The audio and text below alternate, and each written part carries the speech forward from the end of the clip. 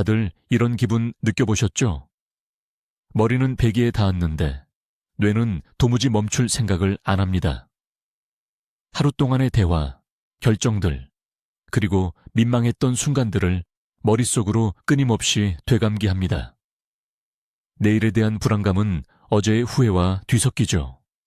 그렇다면 제가 이 내면의 혼란을 멈출 수 있는 단순하지만 놀라울 정도로 강력한 의식이 있다고 말씀드린다면 어떨까요? 2000년이 넘는 역사를 가진 수행법입니다. 이것은 단 하나의 질문, 아니, 정확히는 그 질문을 구성하는 세 가지 부분입니다. 로마 황제들과 위대한 사상가들이 명료함과 평온함을 얻기 위해 스스로에게 던졌던 질문이죠. 이번 영상에서는 저녁 반성의 스토아적 비밀을 파헤쳐 보겠습니다. 장담컨대 이 방법을 적용하기 시작하면 여러분의 밤뿐만 아니라 삶 전체가 달라질 겁니다.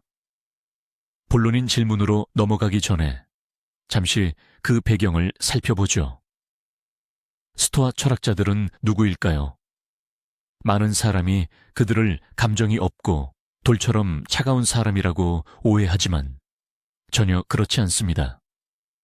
스토아 철학은 실제 삶을 위한 실용적인 철학입니다. 그들의 목표는 감정 억압이 아니라 그들이 아파테이아 혹은 아타락시아라고 부르던 내면의 평화와 흔들리지 않는 평정심을 얻는 것이었습니다. 그리고 이를 위한 핵심 도구 중 하나가 바로 매일의 성찰이었습니다.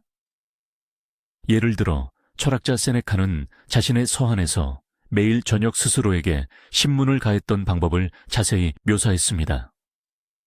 그는 문자 그대로 그날의 행동과 생각들을 스캔하듯 훑어보았습니다. 황제 마르쿠스 아우렐리우스 역시 마찬가지였습니다. 그의 유명한 저서 명상록은 본질적으로 그가 했던 이러한 반성의 개인 일기인 셈이죠. 그들에게 이것은 단순한 습관이 아니라 신체에 양치질이 필요하듯 필수적인 정신적 위생이었습니다. 그들은 하루를 분석하지 않으면 그 하루는 손가락 사이로 새어나가 그 어떤 지혜나 교훈도 남기지 못한다는 것을 알았습니다. 자, 흔한 현대인의 저녁입니다. 우리는 퇴근하고 SNS 피드를 훑어보고 드라마를 시청합니다. 그 과정에서 우리 뇌는 정보, 자극, 그리고 타인의 의견으로 완전히 과부하 상태죠. 잠자리에 들지만 뇌는 이 정보의 쓰레기들을 계속해서 소화시키느라 멈추지 않습니다. 우리는 상사가 했던 말, 메시지에 올바르게 답했는지, 혹은 중요한 무언가를 놓친 건 아닌지에 대해 끊임없이 걱정합니다. 이 끝없는 생각의 흐름이야말로 만성 스트레스와 수면 부족의 근원입니다. 스토아 철학자들은 이런 삶을 키 없는 삶이라고 불렀을 겁니다. 외부 사건이 우리의 내면 상태를 완전히 지배하는 상태 말입니다.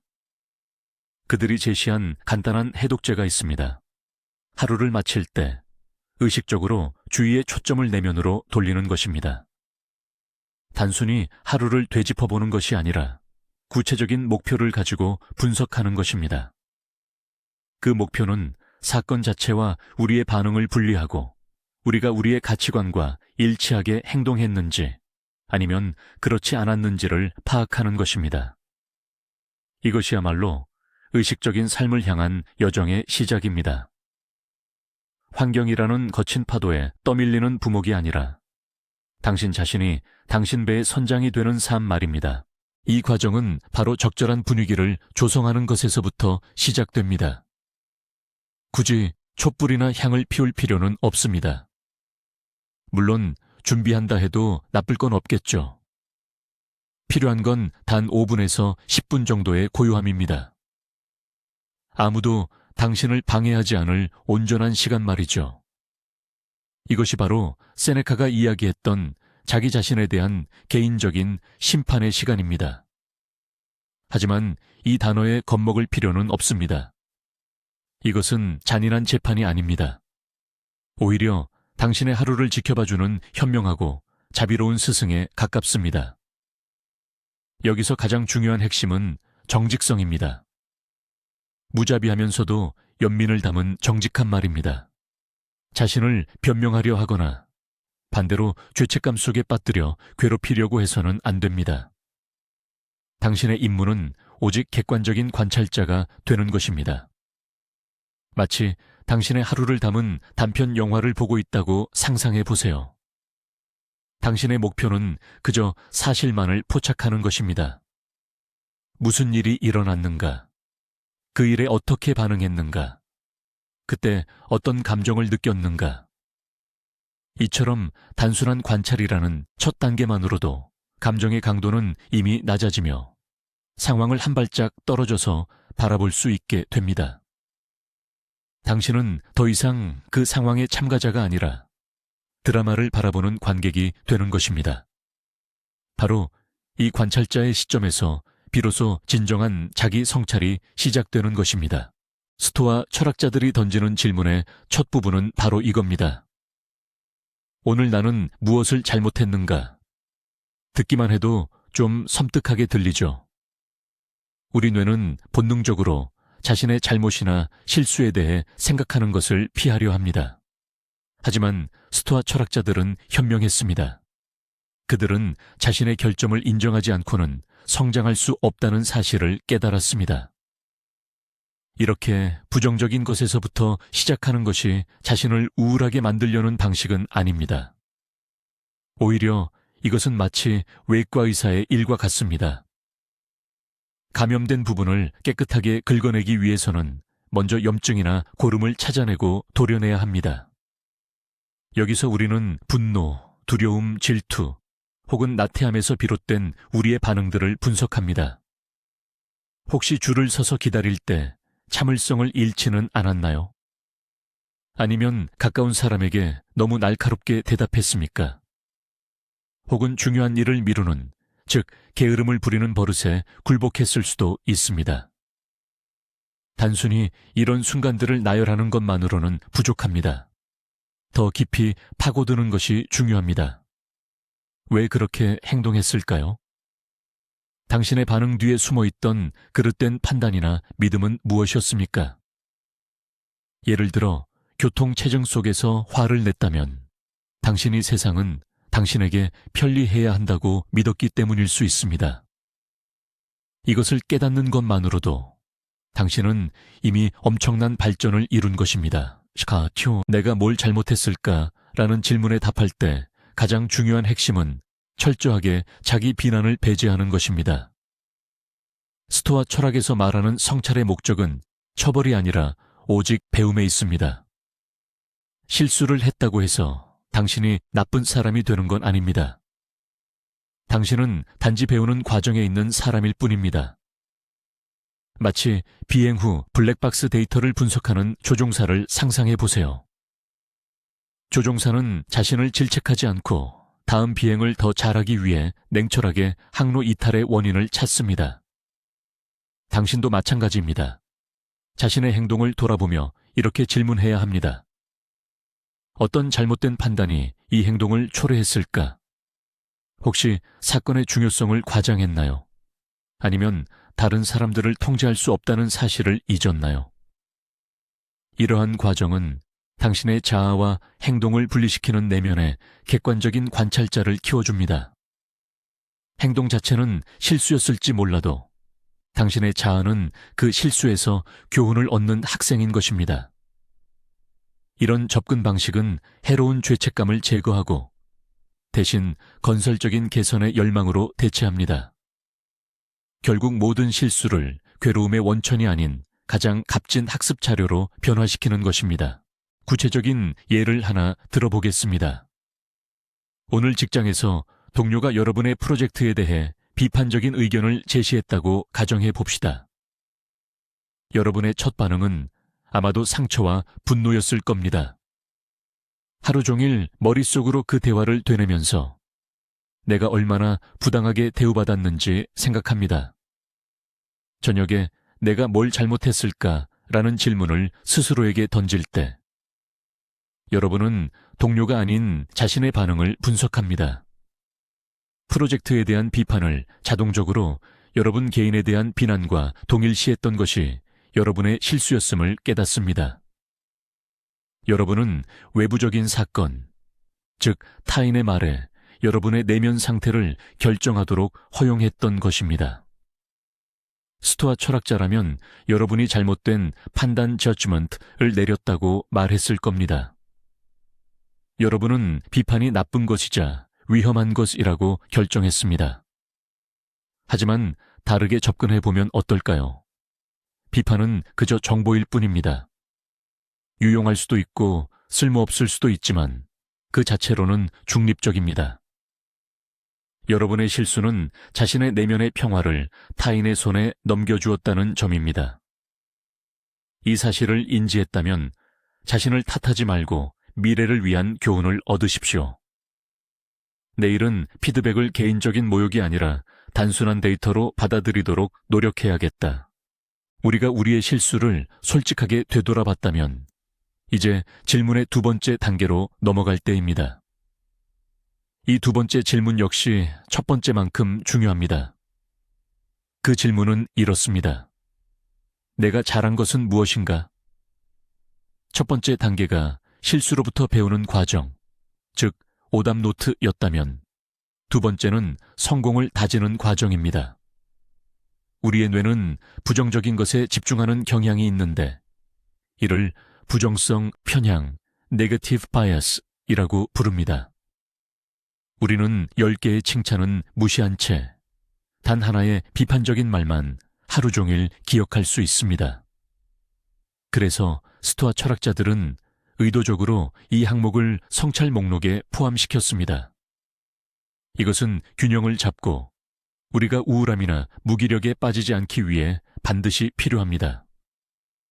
이 단계에서는 자신의 가치관과 스토아적 덕목, 즉 지혜, 정의, 용기, 절제에 따라 행동했던 순간들을 떠올립니다. 어쩌면 정말 하고 싶었지만 거친 말을 삼키셨나요? 그것이 바로 절제입니다. 아니면 아무런 대가 없이 누군가를 도왔나요? 그것이 정의입니다. 혹은 미루고 있던 복잡한 업무를 마침내 시작했습니까? 그것이 용기입니다. 이러한 작은 승리들이야말로 매우 중요한 의미를 가집니다. 우리는 왜 성공을 기록하고 축하해야 할까요? 그 이유는 바로 긍정적인 강화로 작용하기 때문입니다. 여러분이 내가 잘했구나 라고 의식적으로 그 순간을 인지하는 것은 여러분의 뇌를 직접 훈련시키는 것과 같습니다.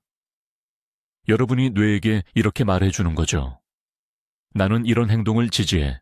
앞으로도 이렇게 행동하고 싶어. 이것이 바로 새로운 뉴런 연결을 만들어냅니다. 매일 저녁 스스로를 칭찬하는 이러한 과정을 통해 다음번엔 올바른 선택을 하기가 조금 더 수월해집니다. 이는 마치 헬스장에서 근육을 단련하는 것과 같아요. 반복할 때마다 여러분은 더욱 강해집니다. 만약 실수했을 때 자기 자신을 다그치기만 한다면 동기부여를 잃을 위험이 있습니다. 하지만 이미 무언가를 해내고 있다는 것, 그리고 여러분이 선한 행동을 할 능력이 있다는 것을 깨닫게 되면 이는 곧 자신감으로 이어집니다. 여러분은 스스로를 계속 실수만 하는 사람이 아닌 더 나은 방향으로 나아가며 이미 성공의 길을 걷고 있는 사람으로 바라보게 됩니다. 이는 여러분의 자존감 전체를 바꾸고 더 성장할 수 있는 원동력을 제공해 줍니다. 또 다른 예시를 하나 들어보겠습니다. 아침 달리기를 시작하기로 스스로 다짐했는데 마침 그날 아침 비가 내렸다고 상상해 보세요. 가장 먼저 든 생각은 따뜻한 침대에 그냥 머물러 있을까였을 겁니다. 하지만 당신은 용기를 내어 스스로를 이겨내고 옷을 챙겨 입은 뒤 밖으로 나가 달렸습니다. 그날 저녁, 오늘 내가 잘한 일은 뭐지? 라는 질문에 답할 때 반드시 이 순간을 기록해야 합니다. 단순히 달리기를 했다가 아닙니다. 나는 의지력을 발휘했고 순간적인 나약함에 굴복하지 않았다 라고 말입니다. 또는 회의 중에 기발한 아이디어를 내기 위해 동료의 말을 끊고 싶었지만 대신 끝까지 경청함으로써 존중을 보여주었다고 가정해 봅시다. 이것은 절제력과 공정함을 보여준 것입니다. 이 점을 꼭 주목하세요. 자신에게 이렇게 말하세요. 나는 여기서 현명하고 성숙한 사람처럼 행동했어.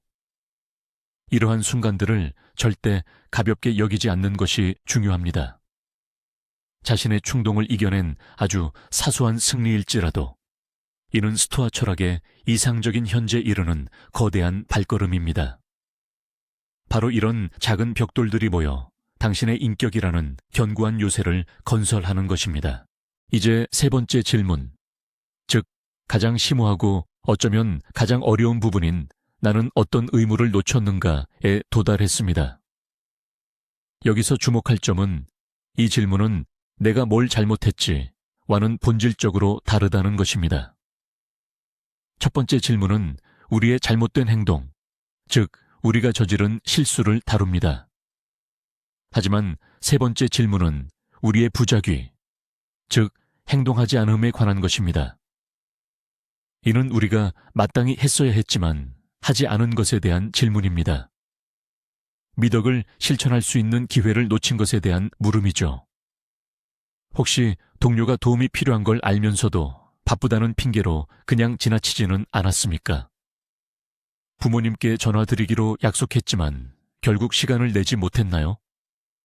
아니면 더 중요하게는 자기 자신에 대한 의무를 놓치지는 않았나요? 독서, 공부, 건강관리 등에 시간을 할애하지 않은 것 말입니다. 이 질문은 우리에게 눈에 보이는 행동뿐만 아니라 우리의 내면의 나침반과 이성적이고 사회적인 존재로서 지녀야 할 진정한 의무에 대해 깊이 성찰하도록 만듭니다. 스토아 철학자들이 말하는 의무란 무엇일까요?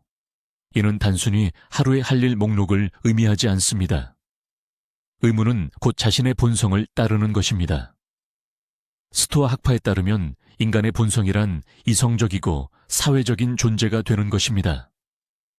그러므로 우리의 주된 책무는 감정에 휘둘리지 않고 합리적이고 논리적으로 행동하는 것이며 더 나아가 코스모폴리스, 즉 공동체 전체의 선을 위해 행동하는 것입니다. 이런 관점에서 볼 때 놓친 책무란 무엇일까요? 그것은 당신이 인간으로서 가장 훌륭하게 행동할 수 있었음에도 불구하고 그렇게 하지 않은 순간을 말합니다. 당신은 연민을 베풀 수 있었는데도 무관심하게 남아 있었고 진리를 찾을 기회가 있었는데도 무지에 머무르기를 택했으며 무언가 유용한 것을 창조할 수 있었는데도 게으름에 굴복한 것입니다. 이 질문이야말로 가장 강력한 성장의 촉매제입니다. 왜냐하면 이는 책임감에 대한 우리의 인식을 근본적으로 확장시키기 때문입니다. 책임은 우리가 행한 것에 대해서뿐만 아니라 우리가 행하지 않은 것에 대해서도 부여되기 때문입니다. 이러한 인식은 우리로 하여금 세상에 더욱 주의를 기울이고 세상을 아주 조금이라도 더 나은 곳으로 만들 수 있는 기회에 더욱 민감하게 반응하도록 만듭니다. 예를 들어 설명해 보겠습니다. 지하철을 타고 가던 중 서 계시기 힘들어 보이는 어르신을 봤다고 가정합시다. 당신은 앉아 있습니다. 사회적 존재로서 자리를 양보하는 것은 당연한 의무입니다. 하지만 당신은 휴대폰을 보는 척하며 모른 채 합니다. 저녁에 하루를 돌아볼 때 바로 이 행동이 놓쳐버린 의무라는 것을 깨닫습니다. 엄밀히 말해 당신은 나쁜 행동을 한 것은 아닙니다. 아무도 당신을 비난하지 않을 겁니다. 하지만 올바르게 행동할 기회, 즉 친절함과 선의를 보일 기회를 놓친 것입니다. 다른 예를 들어 봅시다. 당신은 전문적인 성장을 위해 영어를 공부해야 한다는 것을 알고 있습니다. 저녁에 30분 학습 시간을 계획했지만 결국 2시간 동안 인터넷에서 아무 의미 없는 영상을 보는데 시간을 썼습니다. 당신은 자기 자신에게 주어진 의무, 즉 스스로 발전하고 잠재력을 실현해야 할 의무를 놓친 겁니다. 이런 놓친 부분들을 인정하는 것은 다시 말해 자신을 자책할 이유가 아닙니다. 이것은 내일의 계획을 세울 계기가 됩니다. 내일은 주변 사람들에게 더 주의를 기울여야지. 내일은 반드시 공부할 시간을 확보해야겠다 하고 말입니다. 이러한 3당의 성찰은 스토아 철학의 핵심 사상인 통제 이분법 디코토미 오브 컨트롤과 깊은 관련이 있습니다. 이 원칙은 간단하면서도 놀랍습니다. 세상에는 우리가 통제할 수 있는 것과 통제할 수 없는 것이 있다는 겁니다. 우리가 통제할 수 있는 것은 무엇일까요? 오직 우리의 생각, 판단, 욕망, 그리고 행동뿐입니다. 즉, 우리의 내면 세계죠. 그렇다면 통제 범위 밖에 있는 것은요? 날씨, 경제 상황, 이미 지나간 과거, 그리고 가장 중요한 타인의 행동이나 의견 같은 것들입니다. 저녁 성찰은 바로 우리에게 주어진 권한, 즉, 우리가 통제할 수 있는 것에만 집중하도록 훈련하는 연습입니다. 자신에게 왜 동료가 나를 비난했을까라고 묻지 않습니다. 이는 우리가 통제할 수 없는 영역이니까요. 대신 이렇게 묻습니다. 나는 왜 그 비판에 그토록 격렬하게 반응했을까? 이것이 바로 나의 책임 영역입니다. 이러한 접근 방식은 우리의 삶을 근본적으로 변화시킵니다. 우리가 영향을 미칠 수 없는 일에 대한 무의미한 걱정에서 벗어나게 해주고, 우리가 정말로 바꿀 수 있는 것, 즉 우리 자신에게 모든 에너지를 집중하게 해줍니다. 저녁에 하루를 성찰하며 통제 이분법을 적용하는 것은 불안에서 벗어나는 핵심 열쇠입니다. 예를 들어 직장에서 승진하지 못한 일로 인해 괴로워하고 있다고 가정해 봅시다. 하루를 되돌아보면서 상사의 결정 자체는 나의 통제 영역 밖에 있다는 것을 깨닫게 됩니다. 그 일로 괴로워하는 것은 마치 비가 온다고 화를 내는 것과 같습니다. 이는 무의미하며 에너지를 낭비하는 일입니다. 그렇다면 내가 통제할 수 있었던 것은 무엇이었을까요? 면접을 위한 나의 준비, 업무의 질, 그리고 거절을 받아들이는 나의 태도였습니다. 이러한 성찰은 우리가 바꿀 수 없는 것을 놓아주고 그 상황에서 얻을 수 있는 교훈에 집중하도록 도와줍니다. 발표 능력을 향상시켜야 하나? 아니면 어떤 점을 개선해야 할지 알기 위해 피드백을 요청해 볼까? 이처럼 실망감은 건설적인 행동 계획으로 바뀝니다. 당신은 더 이상 상황의 희생자가 아니라 당신의 삶을 능동적으로 이끌어가는 주체가 됩니다. 현실을 있는 그대로 받아들이고 당신이 통제할 수 있는 단 하나, 즉 당신의 반응과 행동에 집중하여 노력하는 것입니다. 이것이 바로 스토아 철학자들이 말하는 진정한 자유입니다. 이 자기 성찰 연습을 가장 효과적으로 만드는 방법이 궁금하시죠? 답은 바로 기록입니다.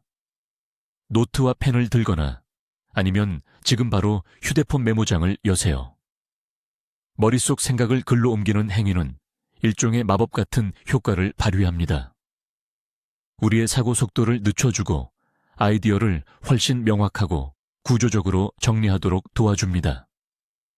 로마의 위대한 황제 마르쿠스 아우렐리우스도 단순히 머리로만 생각한 것이 아닙니다.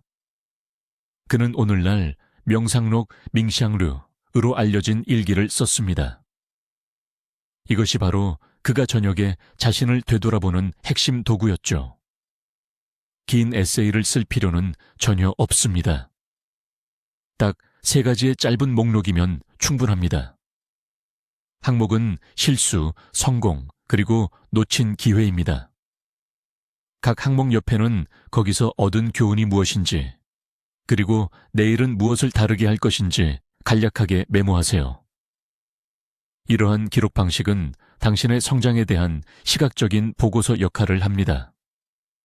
한 달 뒤 기록을 되돌아보면 스스로의 반응이 어떻게 달라졌는지, 어떤 실수를 이제는 저지르지 않게 되었는지 한눈에 확인할 수 있습니다. 이는 엄청난 동기부여가 되며 당신의 노력이 헛되지 않았음을 확실히 증명해 줄 겁니다. 이것이야말로 더 나은 나로 성장하기 위한 여정에 필요한 당신만의 항해 기록인 셈입니다. 가장 중요한 점은 저녁의 성찰이 단순히 머리로 하는 지적인 훈련으로 끝나서는 안 된다는 것입니다. 그것의 궁극적인 목표는 바로 행동입니다. 이는 분석에서 종합으로, 단순한 숙고에서 구체적인 행동 변화로 나아가는 전환 과정입니다. 저녁 돌아보기를 마무리할 때 내일을 위한 하나의 간단한 다짐을 스스로에게 분명하게 정해보세요. 완벽한 사람이 되겠다 같은 거창한 목표를 세울 필요는 전혀 없습니다. 작고 구체적이며 당장 실천할 수 있는 것을 선택하세요. 예를 들어 오늘 사랑하는 사람에게 버럭 화를 냈다면 내일의 다짐은 이렇게 정할 수 있습니다. 내일 짜증이 느껴질 때 나는 대답하기 전에 심호흡을 한번 깊게 할 것이다. 만약 누군가를 도울 기회를 놓쳤다면 이렇게 스스로에게 다짐하세요. 내일은 주변 사람들에게 더 주의를 기울이고 적어도 한 사람에게는 먼저 도움을 제안하겠다. 이러한 접근 방식은 매일 새로운 하루를, 지난날 배운 교훈을 즉시 적용해 볼 수 있는 실험실로 변화시킵니다. 삶은 더 이상 우연한 사건들의 연속이 아니라 의식적인 자기 성장의 과정이 되는 것입니다. 모든 훈련이 그렇듯 이러한 자기 개발 연습에서 가장 중요한 것은 바로 규칙적인 습관입니다. 단 하룻밤 만에 즉각적인 결과를 기대해서는 안 됩니다. 아마도 처음에는 이 질문들에 답하는 것이 불편하거나 어렵게 느껴질 것입니다. 이는 지극히 정상입니다. 여러분의 뇌가 이러한 수준의 자기 성찰에 익숙하지 않기 때문입니다. 하지만 양치질처럼 이것을 매일의 습관으로 만든다면 일주일, 한 달, 그리고 1년 후에는 놀라운 변화를 목격하게 될 것입니다. 이것은 복리의 원칙으로 작동합니다. 매일의 사소한 방향 수정이 시간이 흐를수록 삶의 궤적에 엄청난 변화를 가져옵니다. 하루하루가 지날수록 여러분은 조금 더 의식적이고 조금 더 인내심이 강하며 조금 더 강인한 사람이 될 것입니다. 시간이 흐르면 예전에는 여러분을 화나게 하거나 감정을 폭발하게 만들었던 상황들이 더 이상 여러분에게 지배력을 행사하지 못한다는 것을 깨닫게 될 것입니다. 세상에 충동적으로 반응하는 대신 의식적으로 대처하기 시작할 것입니다. 이 모든 것이 바로 잠자리에 들기 전 단 5분짜리 단순한 의식의 결과입니다. 흔히들 오해하는 인기 있는 통념 하나부터 바로잡고 시작합시다.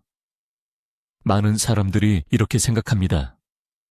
내가 나 자신을 끊임없이 분석하면 차갑고 계산적인 로봇이 되어버려서 삶의 모든 자발성과 즐거움을 잃게 될 거야. 하지만 이는 근본적인 착각입니다. 스토아적 성찰은 감정을 죽이는 것이 아니라 오히려 정서 지능을 향상시킵니다. 여러분이 자신의 분노를 분석할 때 그것을 억압하는 것이 아닙니다. 그 분노의 근본적인 원인을 이해하기 시작하는 것이죠. 원인을 파악하면 비로소 그 감정을 통제할 수 있는 힘이 생깁니다.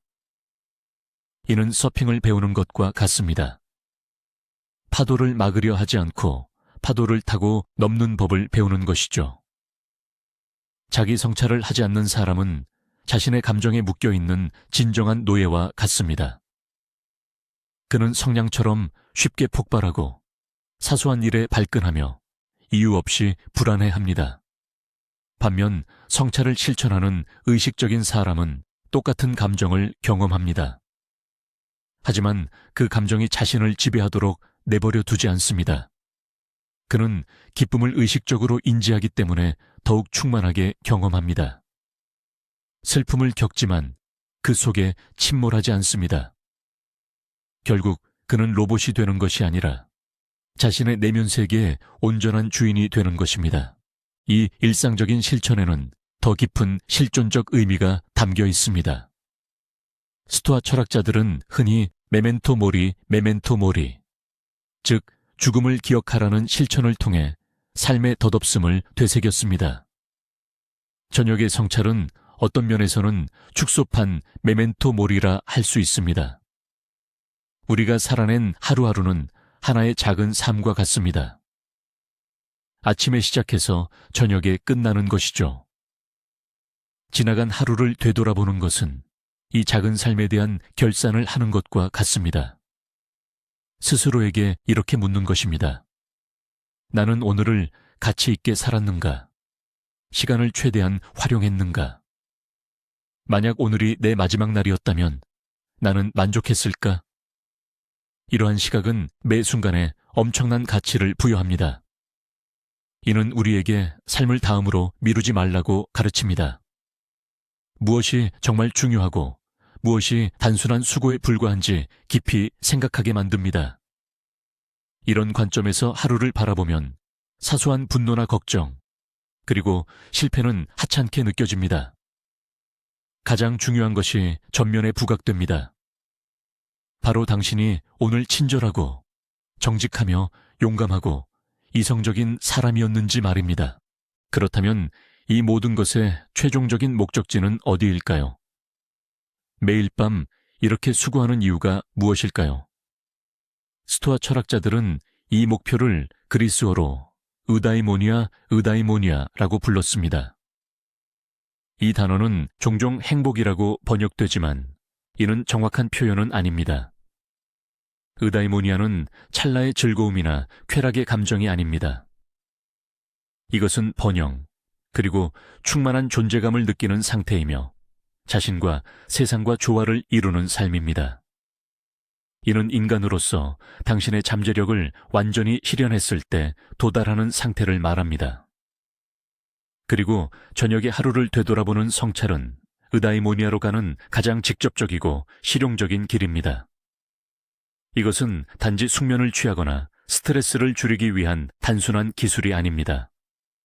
물론 이 점에서도 탁월한 효과를 발휘하지만요. 이것은 인격을 형성하고 품성을 연마하는 도구입니다. 매일 영혼을 다듬어 더욱 완전하게 만드는 일상의 과정인 것입니다. 궁극적인 목표는 단지 하루를 잘 마무리하는 것이 아닙니다. 좋은 삶, 즉 잘 사는 것입니다. 긴 여정의 끝에 뒤를 돌아보았을 때 당신이 나는 내가 할 수 있는 모든 것을 다 했고 의미 있는 삶을 살았다 라고 자신 있게 말할 수 있는 그런 삶 말입니다. 자, 그럼 요약해 봅시다. 이 복잡하고 심오한 과정은 잠자리에 들기 전에 자신에게 던져야 할 3가지 간단한 질문으로 요약됩니다. 내가 잘못한 것은 무엇인가? 내가 잘한 것은 무엇인가? 그리고 내가 놓친 책임, 의무는 무엇인가? 수세기 전부터 전해 내려온 이 간단한 의식은 단순한 자기 반성을 넘어섭니다. 이것은 무질서한 삶의 흐름을 체계적인 학습 과정으로 바꾸는 인지 활동입니다. 이는 실수에서 지혜를 얻고 올바른 습관을 정착시키며 더 목적 있는 삶을 살도록 돕습니다. 가장 중요한 반전은 이 질문이 단순히 지나간 날에 대한 시각을 바꾸는데 그치지 않는다는 점입니다. 바로 당신 자체를 변화시킨다는 것이죠. 매일 한 걸음씩 이 질문은 당신의 자동적인 반응을 재프로그래밍하여 당신을 더 차분하고 현명하며 강인한 사람으로 만듭니다. 당신은 더 이상 환경의 노예가 아니라 당신 자신의 성격을 만들어가는 설계자가 되는 것입니다. 끝까지 시청해 주셔서 감사합니다. 이 아이디어가 유익했다고 생각하신다면 좋아요를 누르시고 채널을 구독해 주셔서 다음 영원한 지혜 교훈들을 놓치지 마세요. 자, 이제 여러분께 질문이 있습니다. 실수, 성공 또는 놓친 책임에 대한 이 3가지 질문 중 솔직하게 답하기에 가장 중요하거나 혹은 가장 어렵다고 느껴지는 질문은 무엇인가요? 아래 댓글로 여러분의 생각을 공유해 주세요.